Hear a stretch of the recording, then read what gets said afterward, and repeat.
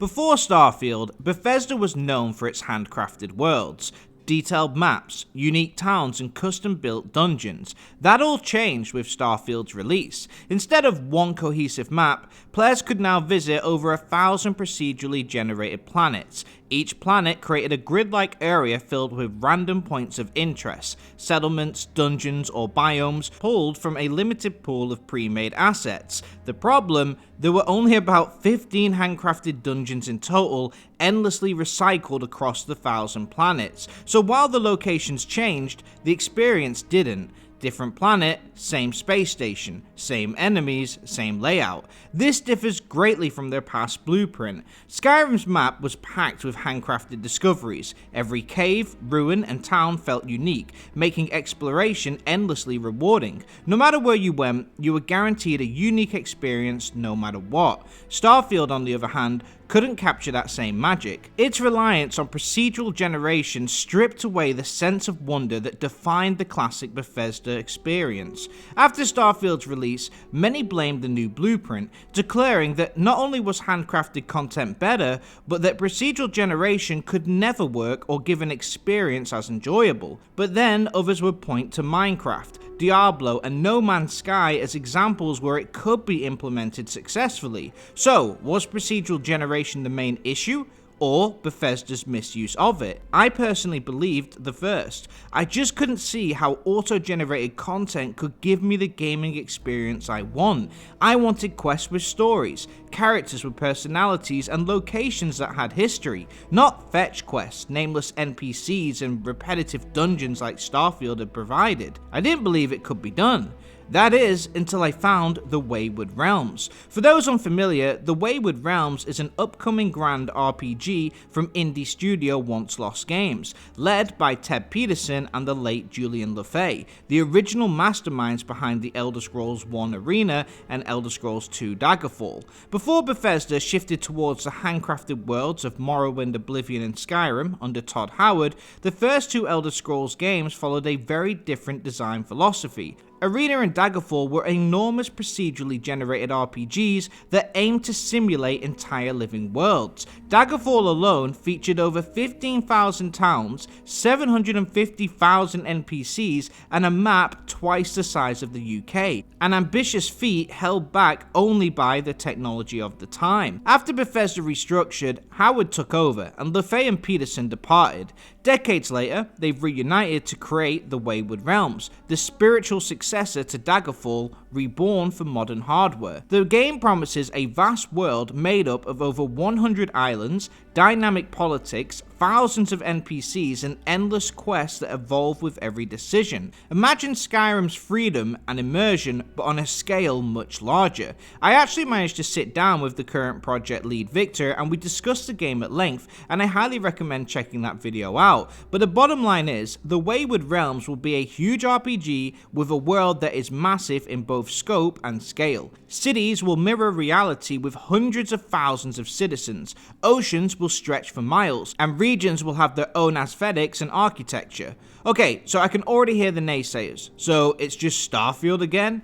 Well, no actually, because as it turns out, everything Bethesda got wrong with that game has been executed entirely different in the Wayward Realms. Let's start with the world design. So in Starfield, the game would generate a grid based on the planet criteria. So if the climate was desert and rocky, it would create a space that reflected that. It would then randomly place creatures across the area, some hostile, some not, then it would place biomes, settlements, and dungeons across this grid. Now if you revisited this exact same area later, it would have the same aesthetics, but each location would be shuffled around. So there was no consistency, which not only makes it unrealistic, but it also makes the player feel unrewarded. If it's different every time, it doesn't feel like a real place, and it certainly doesn't make you feel like you're making any progress. It doesn't feel like a planet, it feels more like a random grid. which it is, full of loading screens. The Wayward Realms handles this completely differently. Once Lost Games wants every area to feel real and lived in.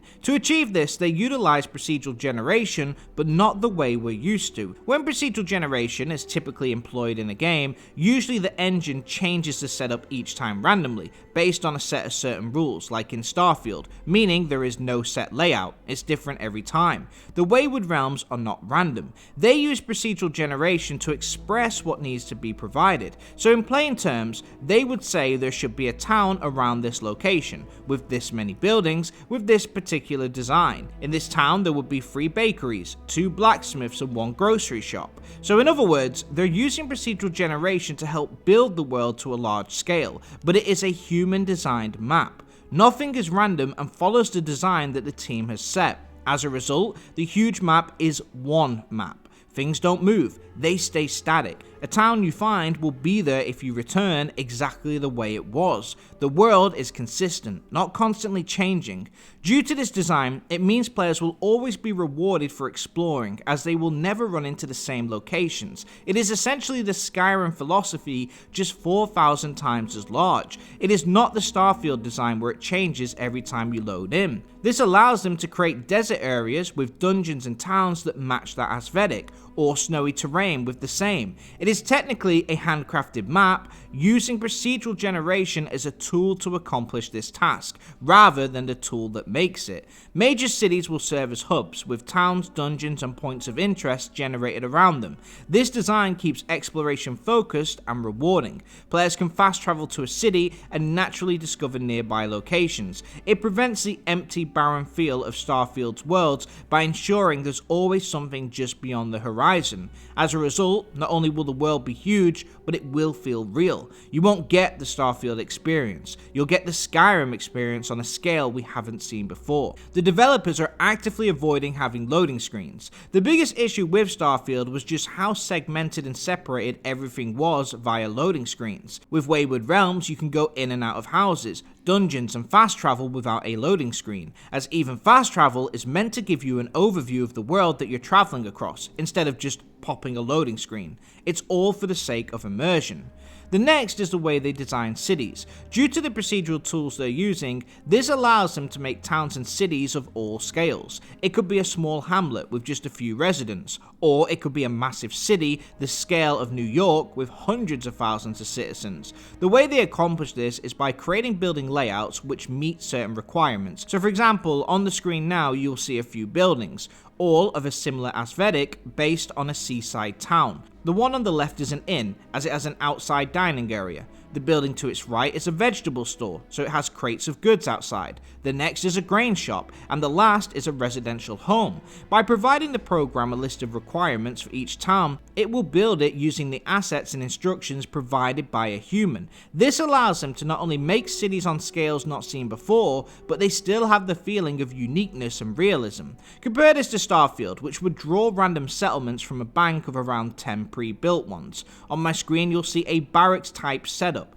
This same location can be found on every planet, as it's pre-built, so they look exactly identical and lack personality. Whether I run into this settlement on Mars or Earth, it's the same location, which ruins my immersion. The Wayward Realms avoids this by designing each town with new characteristics and making sure each town is different in certain ways. This one decision could redefine what an open world town can look like. Okay, so what about the NPCs? Are they going to be like they were in Starfield, nameless and randomly generated? In Starfield, you had either a named NPC who were created, or they would have no name, could not be interacted with, were random in appearance and what they wore, and they would walk about aimlessly. They literally would just wander around with no reason to exist, which once again ruined immersion. Wayward Realms handles this differently. Every single NPC will have a name and a set of skills. Depending on what their strengths are, that will determine what life they live. A person with high intelligence could be an architect. A person with high perception could be a hunter.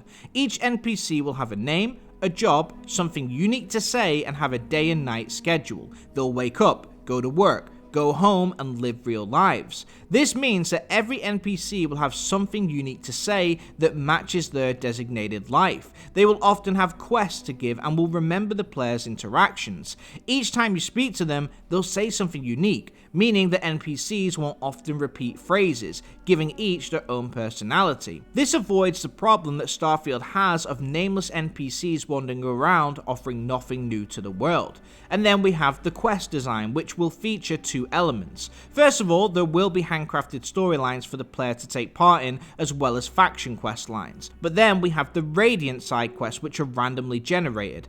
An example of this is on screen now. This NPC has lost their sword, and if you inquire, they will tell you where they lost it. This can lead the player to a certain dungeon and a unique experience. Quests from NPCs will also be generated based on your playthrough, taking into account things like what the player's skills are, which factions they're allied with or enemies with, which NPCs they've recently talked to, and any potential effects from a recent world event. So it makes it feel a lot more relevant to the player, rather than just a random generic quest like we saw in Skyrim, which was totally random and had no connection to the player's past actions. This setup makes it so that every quest feels personable and unique. Each story includes named people, objects, and plot lines, so even though it is randomly generated, it's not just a simple fetch quest, but actual stories that leave an impression and feel different from one another. This avoids Starfield's Radiant quest issues, where mission boards would constantly provide the same objectives over and over again. There were no variations, and it was the same mission design each time. Kill the pirate over here, now over here, and now over here. It's the same quest over and over again, which gets boring pretty quick. Wayward Realms quests will each feel unique. And finally, we have dungeons, which, like the world, will be procedurally generated but following human commands. Dungeons will all have a planned layout and different aesthetics. So dungeons found in the desert will have a tomb-like appearance, whereas a cave found in the snowy hilltops will look more like an ice cavern from Skyrim.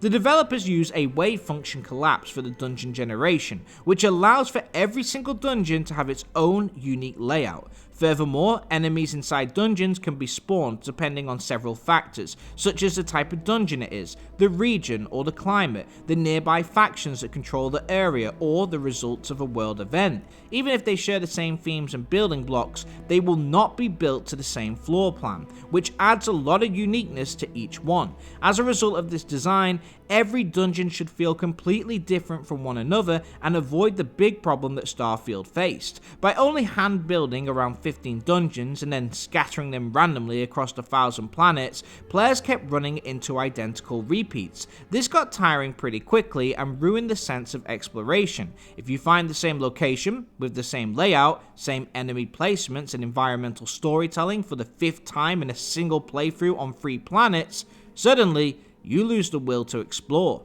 The Wayward Realms approaches this completely differently, ensuring every dungeon feels one of a kind. Dialogue choice is also in the game, as are stats to level up, different weapons, spells, skills, and shops to visit, and so much more.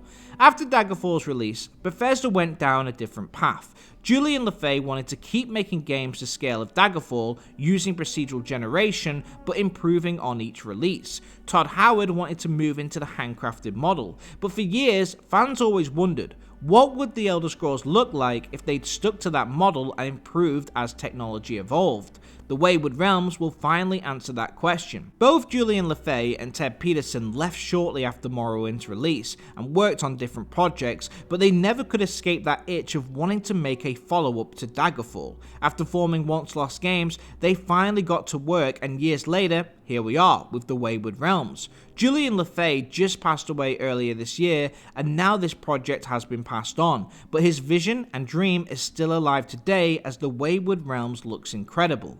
Starfield showed us how procedural generation can strip away immersion when used carelessly, turning exploration into repetition and discovery into routine. The Wayward Realms, on the other hand, proves that the technology itself isn't the problem, it's how you use it. By combining handcrafted intention with procedural scale, it reimagines what open world RPGs can be. This isn't just a return to the Daggerfall philosophy, it's the evolution of it. If Once Lost Games delivers on its vision, the Wayward Realms won't just fix what Starfield broke, it could redefine how we think about living, breathing worlds and mark the beginning of a new era for role-playing games in general. At this point in time, no game has really shown the potential of what procedural generation can do. No Man's Sky certainly did a great job, but besides that, it's rare to see. Was Starfield's design a Bethesda problem or a procedural generation problem? I think you can compare it to AI. AI can be used to mass produce AI slop videos, ruining everything for everybody, yet it can also be used as a tool to improve quality and speed up the process. The problem isn't AI itself, it's more about how it's used. I feel procedural generation is in the same boat, that if used lazily, like it was in Starfield, it can lead to a poor experience, but if done right, it can achieve something otherwise thought impossible. Starfield proved how not to do it, whereas the Wayward Realms aims to prove the opposite, that when guided by human creativity, it can build worlds beyond imagination. For everything Starfield got wrong, from loading screens to repetitive dungeons, lifeless NPCs and copy-paste quests, the Wayward Realms gets it right. Once Lost Games isn't just fixing Bethesda's mistakes, they're proving how procedural generation should be done. But anyway, that's it for this one. In the description I've linked not only my interview with Victor from Once Lost Games, but their recent update video which shows how the game's coming along. I've also linked my video dedicated to Julian LeFay if you want to know more about the man dubbed the father of the Elder Scrolls. But what do you guys think? Are you looking forward to the Wayward Realms? Do you think procedural generation can be done correctly? And where do you think Starfield went wrong? Let me know your thoughts in the comments. If you enjoyed the video, please give it a thumbs up. And if you are new here, please consider subscribing. I'm Av Gaming, and thank you for watching.